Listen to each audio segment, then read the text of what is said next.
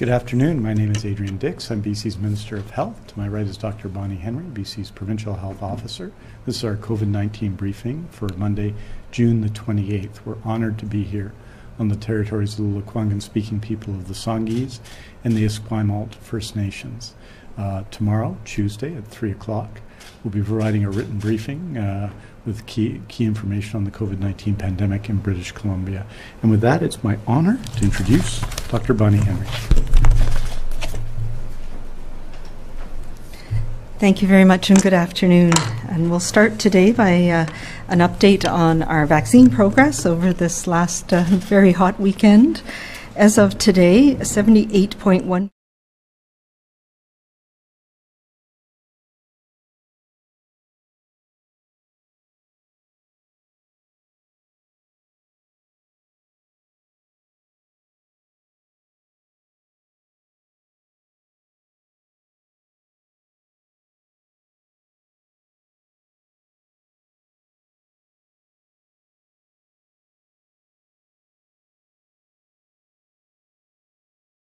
of the extreme heat conditions, and I know a number of the clinics had to be moved so we could protect the workers from the heat and the people who are coming into the clinic, and I know a number of people had to be rebooked. But despite the challenge, appointments were completed as scheduled on the weekend, and I know our teams are working very as fast as they can to try and rebook and make sure people are able to access vaccine as soon as possible. And as a matter of fact, last week was it was our highest week yet, where we delivered over 427,000 doses of vaccines across the province. And I just want to express my gratitude and thanks for all of our teams working at clinics across BC. And to thank everyone, I had the opportunity of visiting clinics in Kelowna and Prince George, and just to the amazing work that's being done across the province. So thank you for that. In terms of the number of cases that we've had here in British Columbia over the last 3 periods, from Friday to Saturday, we had 57 new cases. Saturday to Sunday, an additional 50 new people diagnosed with COVID-19. And in the last 24 hours, 38 new cases across the province. So that is 145 new cases across BC. Our total, however, is only up 130 or so. There was a bit of a data correction that had overcounted some cases. So our total number of people diagnosed with COVID-19 is 147,549 in British Columbia. Of the new cases, 48 were in Vancouver Coastal Health Region, 68 were people who live in the Fraser Health Region, 1 was a case on Vancouver Island, and 26 were in Interior Health.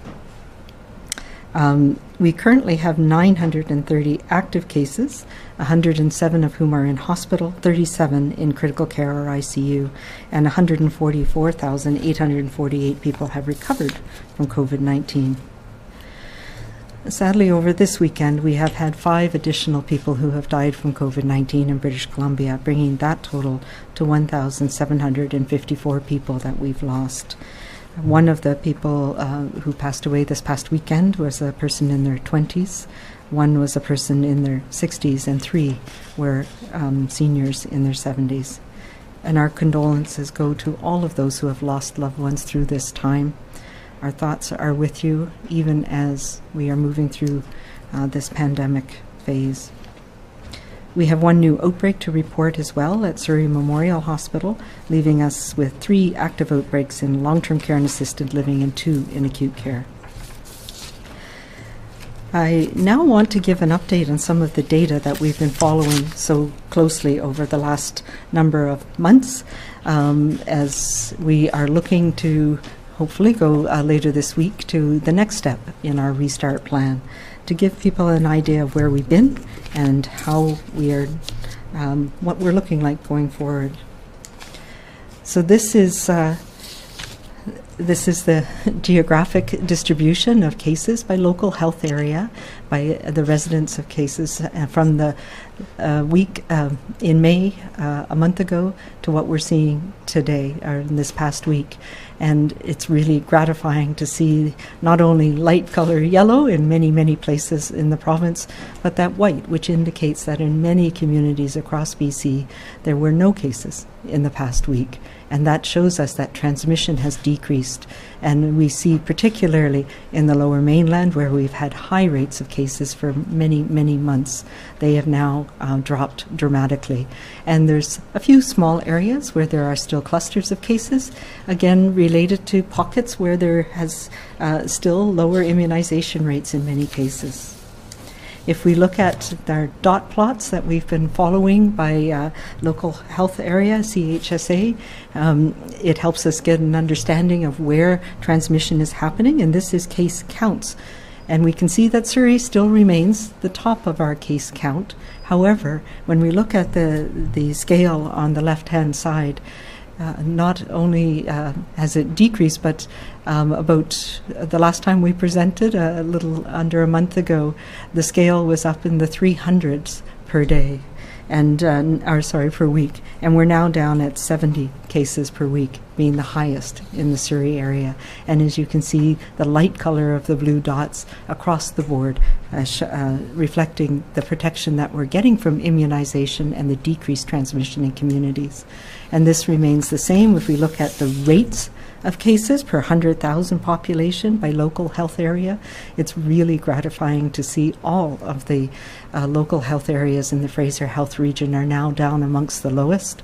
And we have a few small areas where cases have popped up. And we know that in Invermere, for example, or Windermere, case rates can go up with very small numbers in small populations, and this reflects a cluster in that community that is now being managed by public health.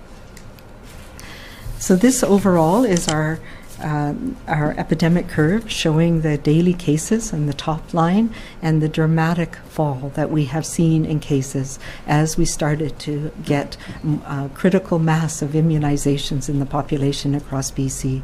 And lagging that, but also decreasing, is hospitalizations.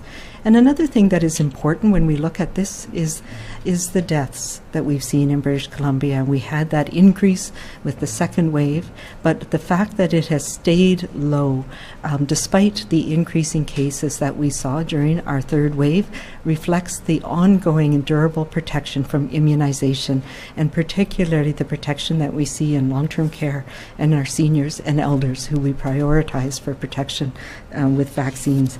And this is something that we look at carefully. We've been watching the vaccine effectiveness over time, and I have some more data on that to see if we see a waning of protection. And the good news is we're not seeing that. That tells us that even with a single dose of vaccine, we're seeing strong, long-lasting protection from severe illness and, importantly, from death. And we see this across the board. This is the epidemic curve by local health, by regional health authority, and it really shows the picture of slightly different experiences of the pandemic across the province, with the Lower Mainland having the highest peaks, of course, but having sustained high levels of transmission in the north for many, many months starting in December, and really that dramatic decrease once community immunization started in earnest in the north. So really gratifying to see that decrease across the board in all health authorities. And we see the same thing with age groups. The bottom purple line, again, reflects the power of the vaccines that we have, where people over age 80 in that purple line had sustained low rates of disease even when we were at the peak of the third wave. And we see progressively the age groups coming down as vaccination spread. This is looking at our test positivity rate across the province and our testing rate, and what we can see is the testing rates still remain high across the province, but the percent positivity has dropped, and it's even lower today than it has been up until the end of last week. But it is reflection again of the decreasing risk of transmission in community. We do know, however, that by age, older people still bear the brunt of the severe illness and deaths. And we see this in hospitalization, which has come down, but still is highest in people who are older, and same with people who have died from COVID-19. One of the things that we've been watching very carefully to see if we are at that place where we can move on, and of course where we have seen resurgences of disease in other countries, and certainly the UK, where we've seen increase again in transmission, particularly in people who are non-immunized, is looking at our variants of concern. And as we can see across the board, the variants of concern make up about 80%, the vast majority of our cases across the province in all health authorities. So we know that once people, that these strains are more transmissible, but we also can see that despite the fact that these more transmissible strains are causing illness, the measures that we have taken, both immunization and also good public health follow-up, that bread and butter work that we do in public health every day, means that case numbers have come down regardless of what strain of the virus people are infected with. And that's going to be important for us as we go through the summer and into the fall, making sure that we continue to have those good, strong, basic public health programs to manage cases and to prevent transmission from growing.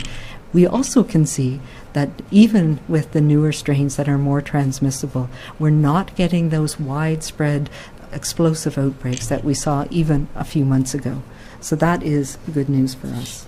What we have seen is that there has been a slight change in the proportion of different variants that are causing illness here in BC.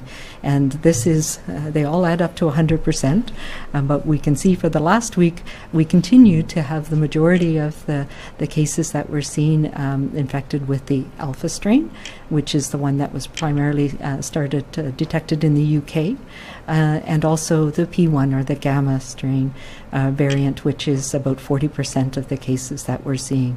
The Delta has bounced around a little bit. It's now about 12% last week, but we have to remember that's a much smaller number than it was even a few weeks ago.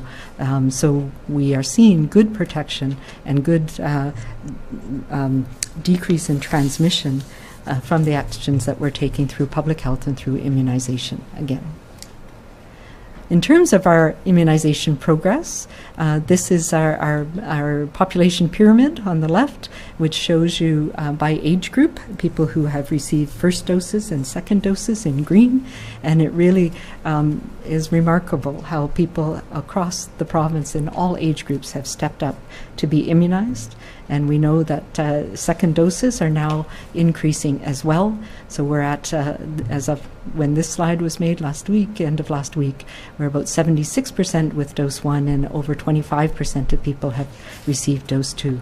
We do see some variation by health authority, where we're more challenged in some communities, particularly across the north, which is a huge geographic area with many small communities, getting out there and getting people immunized, making sure they have access to vaccine in a way that's convenient for people. And we're seeing lots of new strategies across the north and interior in particular, but across the province to make sure people have access to vaccine when they're ready.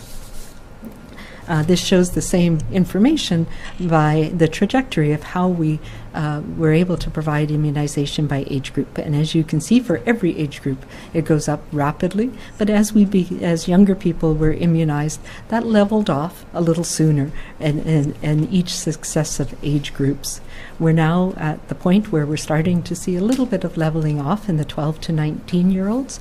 And so now's the time to focus our attention on making sure as we go into summer we're protecting young people so that they can take full advantage of the opportunities for the summer and are protected going back to school in the fall. If we look geographically, we are seeing this is vaccine coverage in 12 and up. we see that it is high across the board. The lightest color green reflects at least 50% of people 12 and up being immunized with dose 1. And we can see there are still some pockets where we have work to do, but it's very gratifying to see over 80% in many areas of the province, and I know we're working hard to get everybody up there too.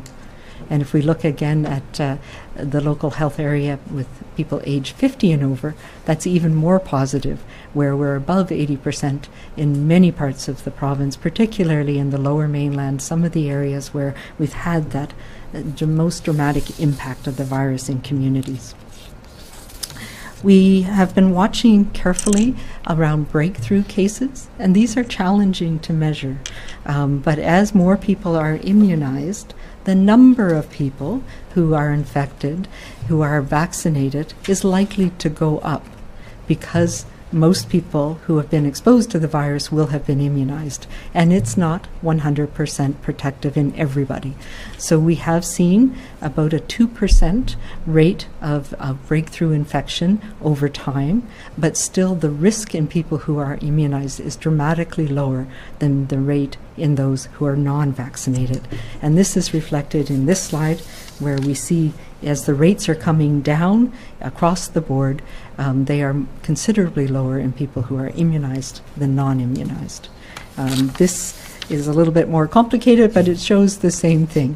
By breaking down the rates of infection by the different variants. As you know, we're doing whole genome sequencing on all cases now, so we have a good sense of what strains of the virus are circulating. And for all of the strains that we see circulating in BC, the rate of infection in people who've been immunized is much, much smaller than those who have not yet been immunized.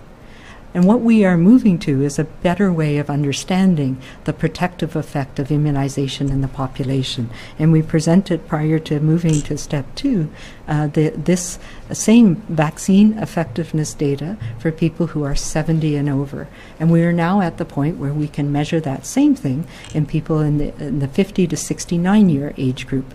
And this is using a very sophisticated test negative design that was developed by the BC CDC, especially Dr. Skowronski, over the last number of years to look at influenza. And we now have the ability with the team at BC CDC to look at how well these vaccines are protecting us on a real-world basis here in BC, despite the different variants that are circulating during this period of time. And you can see the breakdown on the people. There are about 60,000 people that we were able to link their immunization status and case status and look at how well the vaccine is protecting. And what this shows us is that immunization is preventing 7 out of 10 infections across the province. So we have overall a 70% vaccine effectiveness. And this is really good news. It tells us that these vaccines are working in all age groups, and we have the information from the 70 and over a longer period of time that protection is lasting and is durable. I also wanted to, this is a slide that shows an update of the seroprevalence studies that we've been doing since the very beginning. And we've done these, this is now the 5th sample that we've taken. It's a cross-section of people in the community to look at different age groups to look for antibodies for the virus. And early on, we had less than 1% of people who had antibodies to to SARS-CoV in March of 2020. And this remained relatively stable through to September. It increased a little bit in the study that we did in January of 2021. It went up to about just under 5% of people had antibodies. And now what we're seeing, so we can measure antibodies that are protective from immunization and also from infection. And we can tease those apart, and that work is still ongoing. But these are the preliminary results from the study that was done, the seroprevalence samples that were taken in June, that show that now about 50% of the population in BC at different age groups have antibodies to this virus. And the vast majority of them are protective through immunization. So this is a really great way of measuring, helping us understand the level of protection in the population through antibody levels. So where does this leave us now? We'll go back to our model that we've been using as a guide, as a way of trying to understand the types of infectious contacts we've been having and what we call the reproductive rate over time. And what we can see is we now have a sustained low reproductive rate. That means that for most people who are infected, they are not passing this virus on to anybody else. And that's how the pandemic will fizzle out over time, as long as we continue to not have infectious contacts, to do the things that we need to do to prevent transmission. And it really reflects, I was talking with my colleagues in the north and the interior, when we have clusters of cases now, instead of it being spread widely, it is people who we are known contacts of cases. So when they become infected, they're already being isolated. So in that way, they no longer pass it on to anyone else. And that's how we come out of this pandemic. And if we look at the modeling that shows the potential that could happen as we continue to increase our social contacts, as we return to those things that we need so much, whether it's work or the social interactions that we've been missing for so long, we will expect to see some cases again, and some clusters, and some transmission in certain situations. But it's not likely that we're going to see that rapid increase in spread in the community the way we did even in March. And that's because we know we have a solid base of protection through immunization, and we have a strong public health program to follow up in each of the cases and clusters as they occur. So this is where we are now, and what we're looking at to make those determinations of how we can move into step 3 later this week. So we do need to remember that this is predicated on us doing everything we can to get immunization as high as it can be, and our case rates as low as possible. And that is what is going to get us through this summer and allow us to get our lives and back and to have those connections that we need. It's also what is important for us to have ongoing protection, because there are still unknowns about what's going to happen as we move into the fall. So we'll need to continue to watch carefully. But we know that these vaccines are providing incredibly good protection. And to make this a summer we all can enjoy, we need to make sure that as many people as possible are protected, and then we'll monitor to make sure that this protection is long-lasting. So I encourage everyone to start the summer off right. Ensure your children are vaccinated when they're eligible before you take your summer holidays. And if you're going to be traveling, encourage and help family members near and far to do the same. And book your second appointment when you're eligible. Our progress through this pandemic has been here in BC the result of us all working together against a common foe, supporting each other with compassion, even as things changed, even as sometimes it was unclear what was going to happen next. And we learned a lot as we went through this last 18 months. But we have and continue to have to do our part to get through this extremely challenging time and put the pandemic behind us for good. We need to know that this virus is going to be here, but it's not going to be in a way that's disrupting our lives like it has for the last 18 months. And as we bridge to these brighter days of summer, let's make this a summer of hope and rejuvenation for all of us. We need to continue to get our vaccines to make sure that we're best protected, both for ourselves, for our family, and for our communities, and continue to use our layers of protection in those times when it's risky.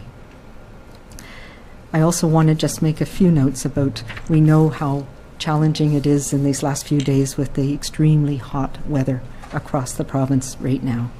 And importantly, from a health perspective, the temperatures are staying high at night. That means we don't get that reprieve, and indoor air temperatures increase during the day, and particularly in places that don't have air conditioning.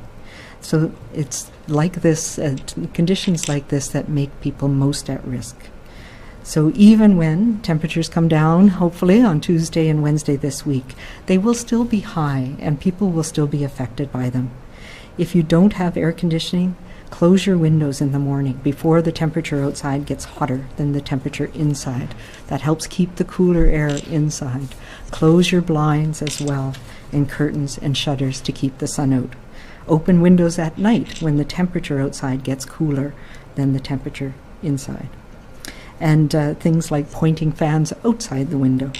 Also important to drink plenty of fluids, to wear light-colored clothing, to not go out and exercise and work in the heat of the day, and to take care of yourself and look in on your neighbors and those around you.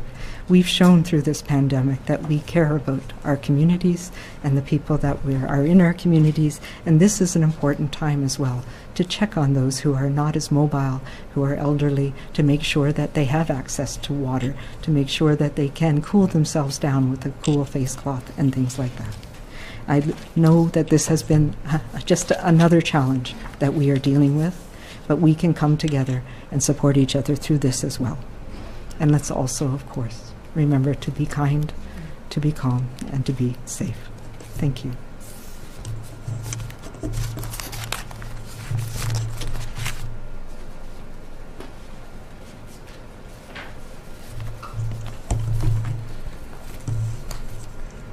Thank you, Dr. Henry, and I wanted to start by expressing my condolences at a very difficult time to the families, the friends, the caregivers of the 5 people who passed away in British Columbia this weekend related to COVID-19, 2 from Friday to Saturday, 2 from Saturday to Sunday, 1 in the last 24 hours, 2 in Fraser Health, 2 in Interior Health, 1 in Northern Health, as Dr. Henry has said, 1 in their 20s. This is at this point in the pandemic, and yes, we are making progress, but COVID-19 continues to make people ill, and in this case, lead to the most serious illness possible. We want to let everyone know that we're with them in this moment, this difficult moment to grieve, and we're thinking of them today. I wanted to note as well that this weekend was extremely challenging for many healthcare staff in BC. Emergency health services, our ambulance paramedics saw 2 consecutive days with record call volumes on Friday with 1,833 dispatches and on Saturday with 1,850 dispatches. The previous all-time highs were January 1st, 2017, which was 1,833 dispatches, in other words, the same as Friday, and January 1st, 2018, with 1,819 dispatches.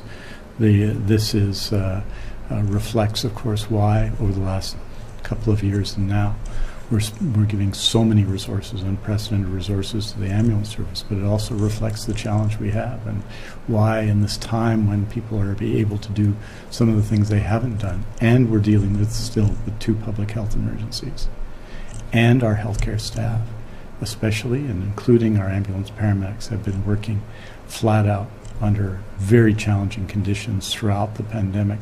We have to, I think, recognize their heroism and give them all of the support we can possibly give them.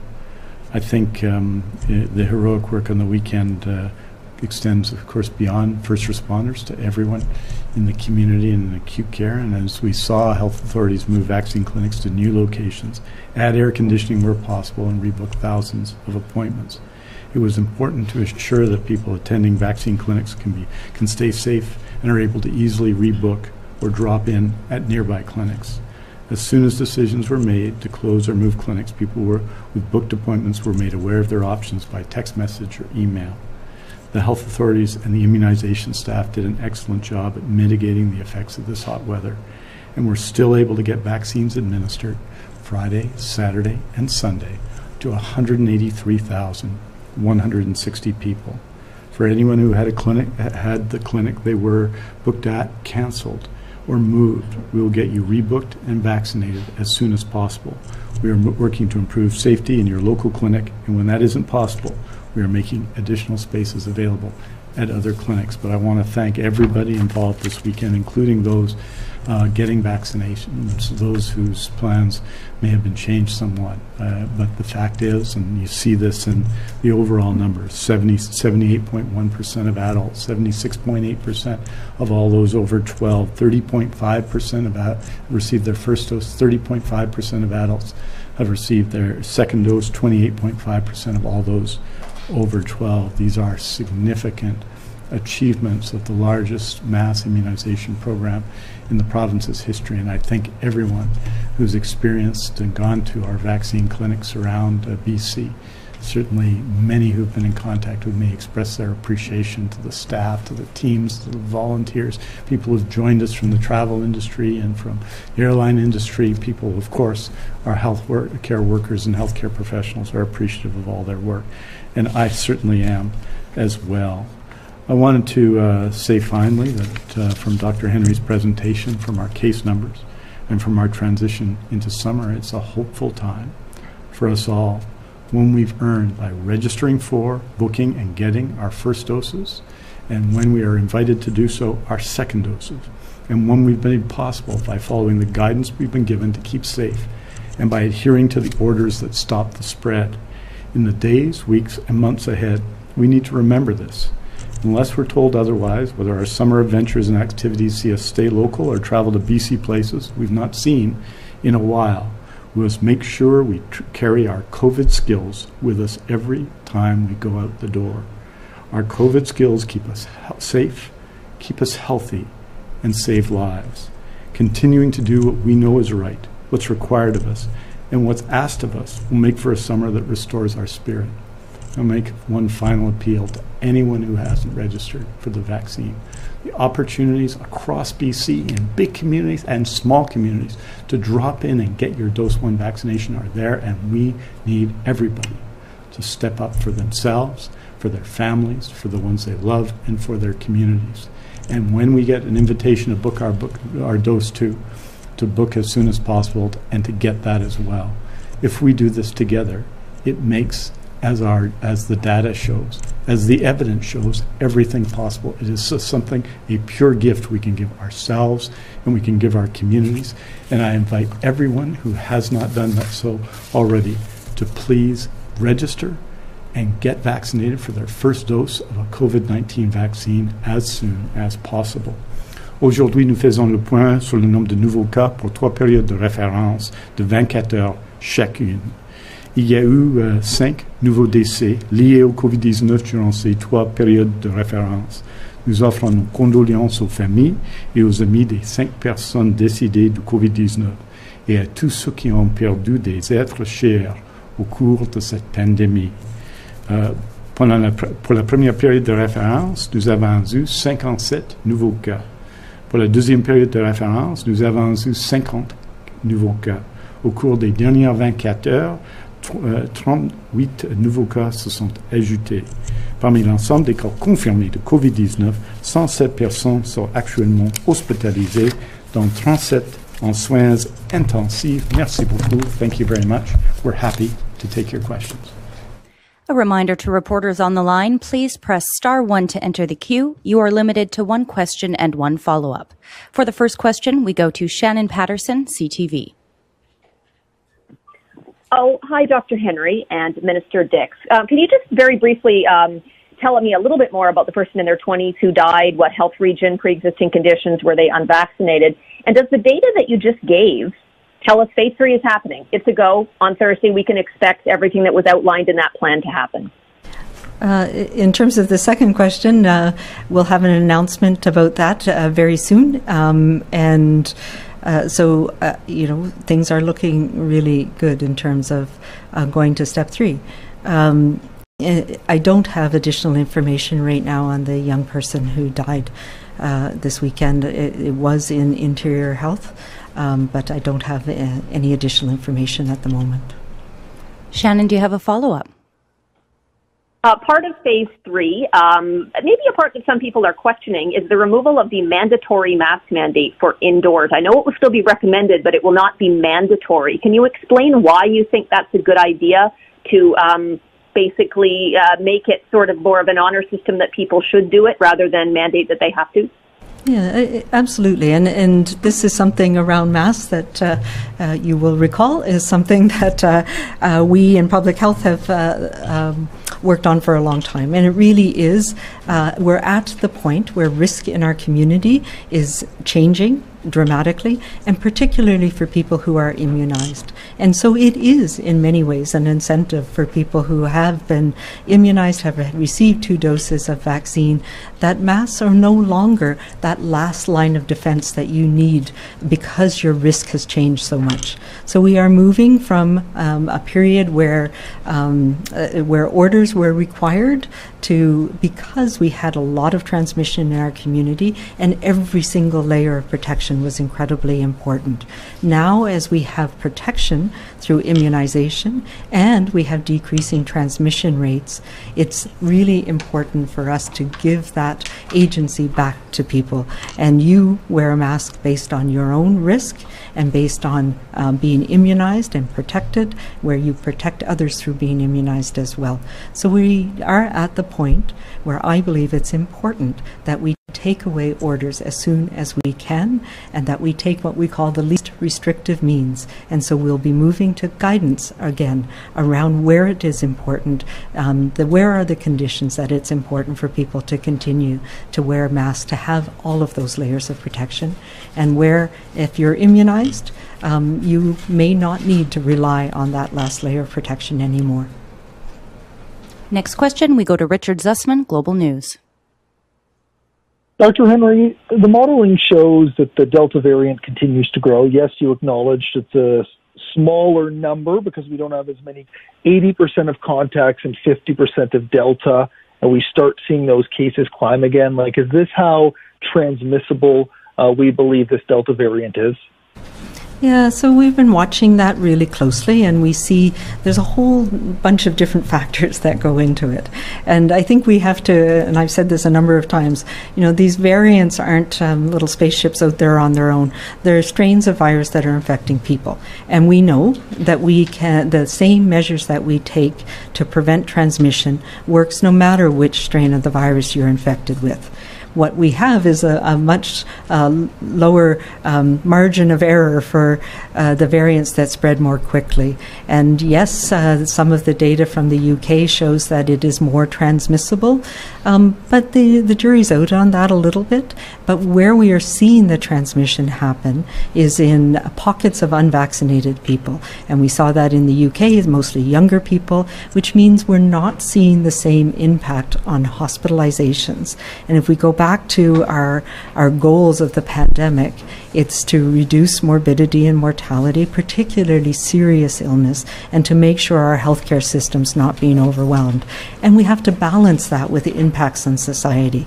So absolutely we will be watching, and that's why we do whole genome sequencing on every strain of the virus that we're seeing, because it is likely, given transmission in other countries, and as we start being more mobile, there'll be other strains that come in, whether they arise here or whether they arise in another country and are imported here. So the same things that we do to control the alpha, the gamma, the delta, and whatever new one arises will work. And we've seen that. We've seen that in a long-term care home with the Delta variant, and it was controlled, and it's now over. So we know that the measures work, and it does involve, we also know that immunization works to protect against all of the strains that we're seeing here. And we're seeing that in the UK, for example, where immunization reduces your risk no matter what strain of the virus you're exposed to. So those are the things that we need to keep working on, watching carefully what strains are circulating, and having our strong public health programs on the ground, which we are committed to continuing to do. Richard, do you have a follow-up? We saw the new WorkSafe guidance today towards a move to communicable disease plans rather than COVID-19 safety plans.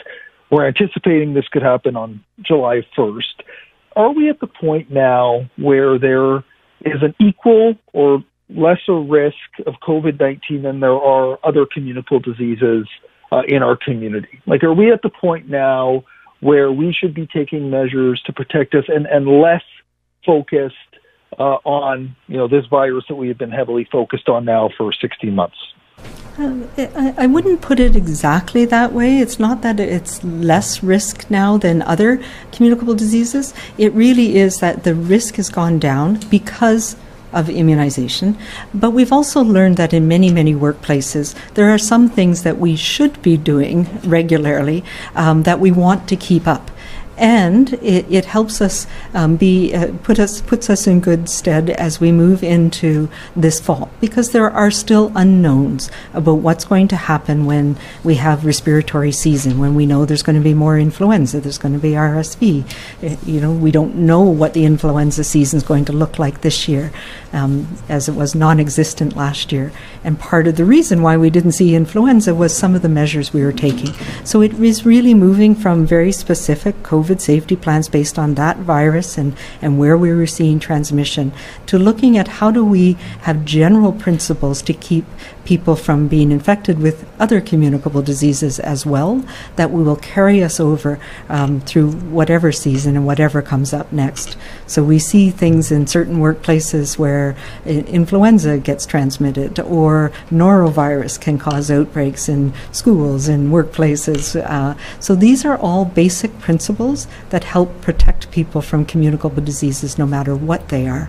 And that's how we're moving with WorkSafe, and we're working with them around how do we put these plans into operation so that we can be prepared for whatever comes up next, and particularly to keep us prepared for the fall as well. So it is, I think, a really great move to having general principles that make workplaces safer for everybody. There are some workplaces that we've identified that are higher risk for transmission of infections, and that was really exposed during this pandemic, where it's important that people have the agency to stay home if they're sick. And, that part of that is having paid sick leave. We also know that the barriers can be very helpful in some situations, and some of them will remain. And certainly in many workplaces, barriers will be in place for this next few weeks, because we aren't yet at the place where the transmission is low enough and second doses are high enough. So those are all the things that we're working with different sectors and WorkSafe BC to get these general principles in place to protect us all. Next question, we go to Marcella Bernardo, News 1130. Hi, Dr. Henry. Thank you for taking my question. You mentioned briefly vaccine breakthroughs being at 2%. Would you be able to elaborate on how much of that is people who've received their second doses? Like, how many people have died after getting fully immunized? Like, can you break down those numbers? Because it seems to be something that a lot of people are wondering about, is just how safe everybody is if there are still people dying after getting a second dose. There are indeed people dying after getting a second dose. It's a very small number. I believe it was 9 that we've had so far. So the rate of infection, the proportion of cases that are people at least 7 days post-dose 2 is about 0.2%, and it's about 2% for people 21 days after dose 1. And I recall there's 65 people who have died after having dose 1. So this is how we translate that into protection from the vaccine, is the vaccine effectiveness, because it's a matter of risk over time. So it's a complicated process, and it's hard for me to explain. But the bottom line is what we showed here, that your risk goes down by about 80% for once you've been immunized with at least a single dose, and goes down even more after your second dose. So while we may see more numbers of people who are vaccinated now that a higher proportion of the population is vaccinated, the risk for an individual and across the population goes down dramatically. And I'm not being very articulate about that, but we are working on some descriptions that we can put out on the BC CDC website to help explain that better than I'm doing right now. Marcella, do you have a follow-up? Yes, and just to be clear, has anybody died in British Columbia after receiving their second dose? Yes, there were 9 cases of people who died after dose 2. For the next question, to Moira Whiten, the Tyee. Hi, Dr. Henry. Thanks for taking my question. With us in a good place to move to stage 3 and Alberta essentially lifting all of their restrictions later this week as well, are you concerned about interprovincial travel between the two provinces where Alberta has a much lower uptake rate for vaccines? I think in the low 70s right now. Yeah, and we know there are pockets, and particularly we know there's a lot of travel back and forth between communities on both sides of our border with Alberta. And the most important thing that we have here, because we are going to have more people coming here from other provinces across Canada, and our advice to them is don't come unless you're vaccinated, but we know that there will be travel, and yes, there may be people who bring the virus with them, and that's why it's so important for us to continue to do the things that we're doing, which means high immunization rates here, so even if the virus is introduced, it's not going to spread, and making sure we have the strong public health program in place here to find cases and to stop transmission when they do happen. Moira, do you have a follow-up? I do, thank you. Could you speak a little bit more to the specific figures around first and second dose uptake in northern and interior health regions? And just, what can be done beyond simply offering and making the vaccine available to promote it in areas where, there may be long travel times to vaccination clinics, some vaccine hesitancy or questions, or little access to primary care or primary health care? Yeah, and I had the privilege of spending some time both in Prince George and then Kelowna last week with the teams that are doing the immunization strategies and the public health follow-up there. And these were the questions that we were talking about, and we had met with community leaders and others to get ideas about how do we reach out to people. And really, the vast majority of people we're able to get through our mass clinics, but also particularly across the north and the interior, where we have many smaller communities, and as you say, where it can be quite a drive. I know people were telling me that there wasn't vaccine appointments in Fort St. John, and they were told to just drive to Terrace. People not understanding the distance that we have to deal with. So Northern Health and Interior are both looking at how do we bring vaccine to people in a way that's more convenient to them. One of the ones that was really successful was drive-through clinics, where people don't have to book appointments and then they can drive through. And I know, unfortunately, a number of those that were planned for this week were postponed because of the heat. Not so much for the people driving, but for the staff, where they have to stand outside. So we are looking at all kinds of ways, whether it's through, there's mobile clinics that are now moving through different smaller communities and setting up for a day or two in different communities, and those have worked well. There's been pop-up clinics at farmers markets and other places. So it really is what you say, making it easy for people to get access to vaccine and making it convenient and to get their questions answered as well.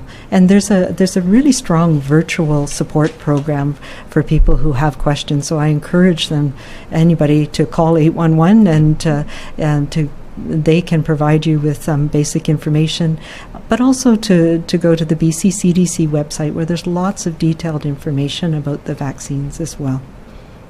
We have time for one more question. For everyone listening, Dr. Henry and Minister Dix will release a statement this afternoon with the latest information on vaccinations, cases, and hospitalizations, which you can find at news.gov.bc.ca. For the final question, we go to Tanya Fletcher, CBC. Yeah, Dr. Henry, given that this heat wave is set to continue in BC for several more days, do all vaccine clinic locations now have suitable cooling plans in place, or should we expect to see further cancellations or rescheduling of appointments in the coming days? Might they be moved to other locations? I'm wondering if you can give a bit of a look ahead to what to expect given the weather. I might defer to the Minister on that one as well. There has been, there's lots of planning going on, and in some cases the air conditioning has failed at a certain point in time, so they had to, at short notice, move clinics, and we've been trying to do them either early in the morning or later in the evening when it's cooler, and that's not always been, in some really hot areas in the lower mainland, particularly in the Fraser Valley areas, that can be a challenge as well. So it is a dynamic situation, but I know Minister Dix has some more information on that.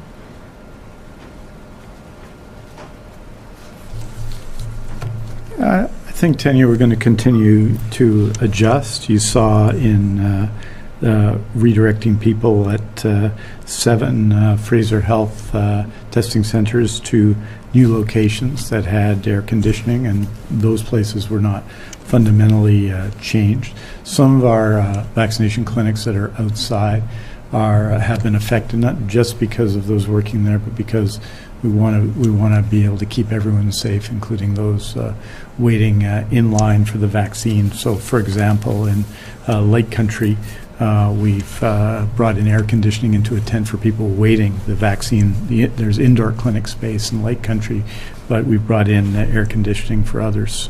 There have been other changes. We've moved the clinic in Jaffrey today inside. And in a lot of locations they've been moved. In some specific instance, the clinics are being closed and then people are being rebooked. So we're adapting to the situation. But a weekend where we had 180,000 vaccine doses administered showed that the work at our vaccination clinics continues to be extraordinary. 95% of the appointments fulfilled. Some were deferred, but they were deferred in the interest of the safety of those working there and those receiving the vaccines, and they're being rebooked. We also have increasing capacity over the next week with more Vaccine Now this week in BC. So there will continue to be adjustments in the interest of people's safety and in their health. But I think our teams are doing a very good job, and they're simply adapting to the circumstances. And that may happen in the next day or two as well, in specific locations as well. For example, in Vanderhoof, the clinic has been moved off a few days and is now taking place, rescheduled to July 6th, 7th, and 8th. And all of the detailed information about these changes are available on the websites of the health authorities. Tanya, do you have a follow-up? Yes, please, and if we could get an answer from Minister Dix in French as well for my colleagues, thank you. When will the province give data on hospitalizations and deaths in people who have been partly or fully vaccinated, consistently giving that data in order to give confidence in vaccinated people to make decisions and incentives to those who haven't gotten a shot to do so? We have been reporting on it regularly, but it's, as I was trying to say earlier, it's not just a number. It really has, it's looking at your risk over time, and that's where the vaccine effectiveness is what really tells us that, 7 out of 10 infections were prevented by vaccines. And so on an individual basis, we know that the vaccine gives you a certain level of protection, and that tells us how many infections are prevented because of immunization on the community level as well. So we do have the numbers on hospitalizations, but they don't tell the whole story. And like I say, there's a bit of a paradox that the more people are immunized, the number of people who are immunized who become infected goes up, but the risk of your infection still remains way, way lower if you're immunized than non-immunized.